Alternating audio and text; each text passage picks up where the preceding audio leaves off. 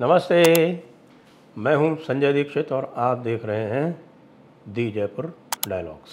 सबसे पहले इस चैनल को सब्सक्राइब करके बेल आइकॉन दबा दें, उसके बाद चैनल को लाइक करें, बाद में चैनल को वीडियो को शेयर भी करें और याद रखें दी जयपुर डायलॉग्स एनुअल समिट 2023 4 और 5 नवंबर को, उसके लिए रजिस्ट्रेशन भी खुले हुए हैं और क्राउड फंडिंग भी चल रही है।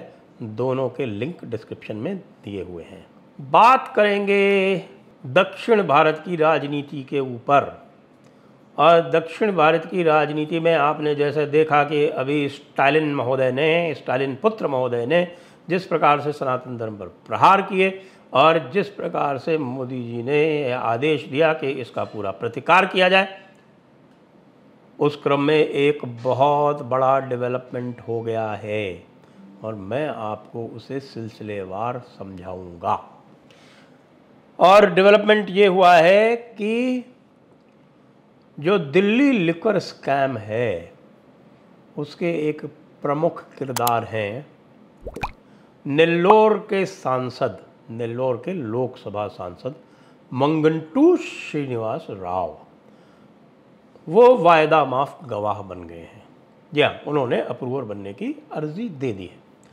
अब मंगंटू श्रीनिवास राव अगर वायदा माफ गवाह बन गए हैं तो भाई इसमें समस्या क्या है? इसमें बहुत बड़ी समस्या है। उसमें समस्या ये है कि मंगंटू श्रीनिवास राव जो हैं वो पूरी जो साउथ इंडियन लॉबी है, लिकर लॉबी है, उसके केंद्र बिंदु हैं। अच्छा, तो भाई साउथ इंडियन लिकर लॉबी के यदि केंद्र बिंदु हैं तो उससे क्या समस्या है? जी, उससे ये समस्या है कि वे एक तरफ से टीएमके वालों से जुड़े हुए हैं, साथ में वो हमारे वाईआरएस वालों से जुड़े हुए हैं, यानी कि जगन रेड्डी की पार्टी से जुड़े हुए हैं, जिनके एक सांसद जो हैं उनके वाईआरएस सीपी के एक सांसद हैं, उनके जो दामाद हैं अरुण पिल्लई, वे तेलंगाना के, सुनिए ये बड़ा कॉम्प्लेक्स मामला है, वो तेलंगाना के जो मुख्यमंत्री हैं उनकी पुत्री के फ्रंट के रूप में उस इंडो स्पिरिट के शेयर होल्डर हैं, जिसके समीर महेंद्रू पिछले 8-10 महीने से जेल में है मनीष सिसोदिया के साथ में। नहीं समझ में आया? चलिए और थोड़ा इसका खुलासा करते हैं। देखिए, जो पूरी जो आपकी साउथ की लिकर लॉबी है, ये साउथ की लिकर लॉबी जो है वो सबसे अधिक धन अर्जन करने का जरिया है साउथ की लगभग सभी सरकारों की, विशेष रूप से डीएमके की और वाईआरएस-सीपी की और तेलंगाना के चीफ मिनिस्टर की। ऐसा ईडी वाले कहते हैं, मैं नहीं कह रहा। ऐसा ईडी की जो भी चार्जशीट इत्यादि दायर हुई हैं उसमें है। इसमें मंगंटू श्रीनिवास राव तो उसके मुख्य किरदार हैं ही अरुण पिल्लई के साथ, ये तो सबको पता है। अरुण पिल्लई के जो रिलेशनशिप है वो मैंने आपको बता दिए। तो यदि मंगंटू श्रीनिवास राव ने मुंह खोल दिया तो आप यह तय मानिए कि बहुत सारी सरकारें जो हैं वो समस्या में आ जाएंगी। बीआरएस की सरकार तो पहले से ही समस्या में है, क्योंकि आपको पता है कि के कविता को बुलाकर ईडी जो है वो 2 बार पूछताछ पहले भी कर चुकी है। आपको पता है कि वहाँ पर एक सीबीआई का केस चल रहा है, दूसरा जो मनी लॉन्ड्रिंग का केस चल रहा है, उस मनी लॉन्ड्रिंग के केस में इन्वॉल्वमेंट है मनीष सिसोदिया का भी और के कविता से भी पूछताछ हो रही है। और उसी मनी लॉन्ड्रिंग के केस में ये समीर महेंद्रू और जो हमारे मनीष सिसोदिया जी के जो प्राइवेट सेक्रेटरी साहब हैं उनकी गिरफ्तारी हो रखी है। और उसी मनी लॉन्ड्रिंग के केस में ये मंगंटू श्रीनिवास राव भी आए हुए हैं। तो मंगंटू श्रीनिवास राव का वायदा माफ गवाह बनने का मतलब है कि किस प्रकार के आपके खुलासे होने वाले हैं उनके बारे में अब आप सोच लें। ऐसे तो उनको अप्रूवर बनाया नहीं गया। अप्रूवर बनाने के लिए आपको पता है कि निश्चित रूप से उच्चतम जो उच्चतम स्तर है वहाँ से स्वीकृति आई होगी। उसमें यह निश्चित रूप से, जैसा कि हमें पता चल रहा है या पता चल गया है, कि वे अपने जो लिंक हैं वो खुलासा करेंगे। किसके साथ? आपको पता है कि सेंथिल बालाजी हैं एक मंत्री, वो डीएमके के।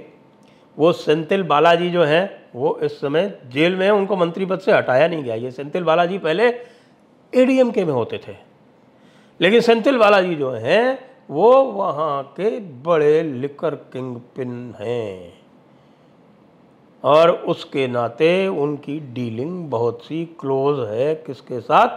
मंगंटू श्रीनिवास राव के साथ। और मंगंटू श्रीनिवास राव सेंथिल बालाजी के बारे में तो आगे अधिक बताएंगे ही बताएंगे। सेंथिल बालाजी के साथ में डीएमके के ऊपर भी, डीएमके की सरकार के ऊपर भी प्रश्न चिन्ह ही नहीं लगेंगे, अपितु सेंथिल बालाजी के जो भी एलिबाइज हैं, जो भी उनके बचाव के रास्ते हैं, वो सेंथिल बालाजी के बंद होने वाले हैं। जब सेंथिल बालाजी के बचाव के रास्ते जब बंद होंगे तब डीएमके पे भी समस्या आएगी, निश्चित रूप से आएगी। इतना तो आप सोच ही सकते हैं। पहले ही वो डॉक में है इस कारण से कि सेंथिल बालाजी को उन्होंने इतने दिन जेल में रहने के पश्चात भी और हाई कोर्ट के टिप्पणी करने के बाद भी हटाया नहीं है।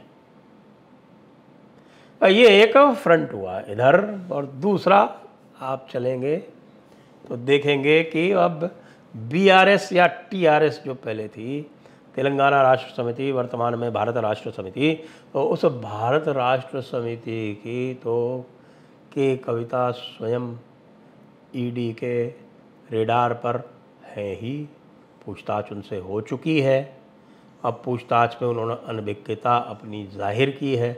अब अनभिज्ञता जाहिर करने से काम कब तक चलेगा? क्योंकि वो जो अरुण पिल्लई है उसके साथ में श्रीनिवास राव जी की डीलिंग है। वो अरुण पिल्लई की जैसे ही पोल खोलेंगे के कविता को दोबारा समझ जाएगा कि जी आइए, श्रीनिवास राव ने ये पोल खोली है, वायदा माफ गवाह के रूप में 164 के बयान दिए हैं, अब आप आइए और बताइए।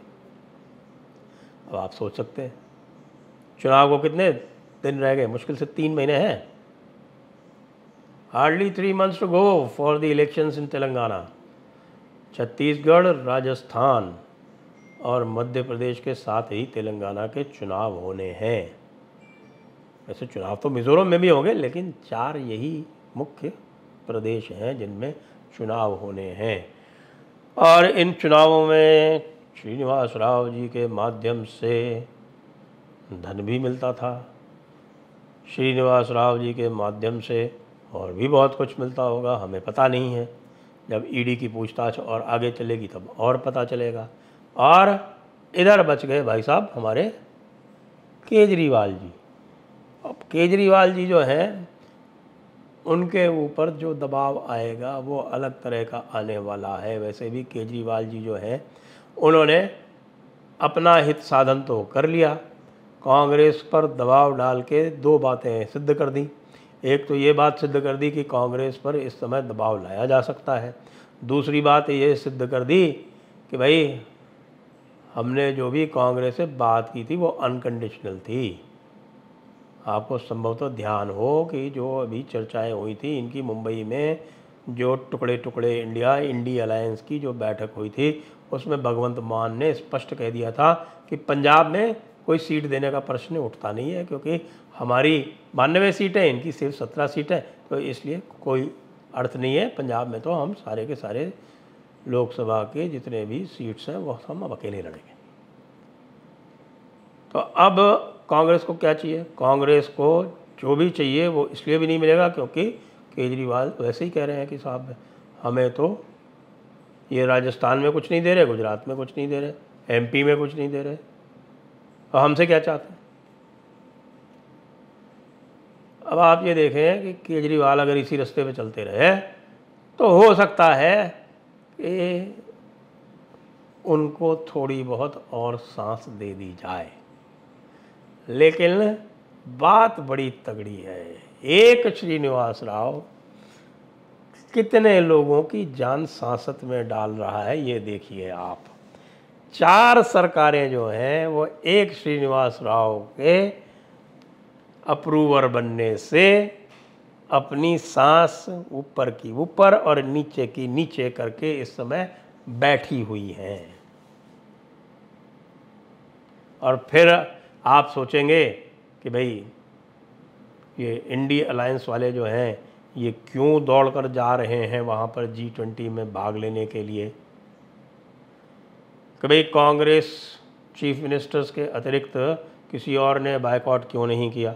और उसमें भी अंतिम क्षण पर सुखविंदर सिंह सुक्खू को भेज दिया गया, जिससे यह आरोप न लगे कि कांग्रेस ने कोई नियोजित बायकॉट किया है। सिर्फ उसके बाद बहाने बनाए गए अशोक गहलोत और सिद्धरमैया और भूपेश बघेल की ओर से। आगे आगे देखते रहिए कि होता है क्या, कि ये मुंगंटू श्रीनिवास राव का अप्रूवर बनना क्या क्या गुल आगे खिलाता है।